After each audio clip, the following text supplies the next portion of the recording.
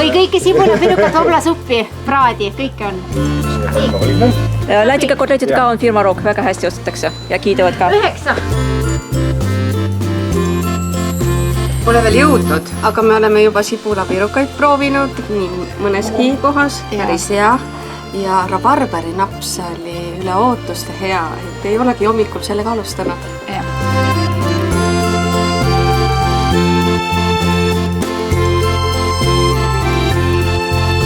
Väga kiirelt. Esimesed kohe uksed lahti ja mingi 50 inimest vähemalt. Et hästi töörikas päev.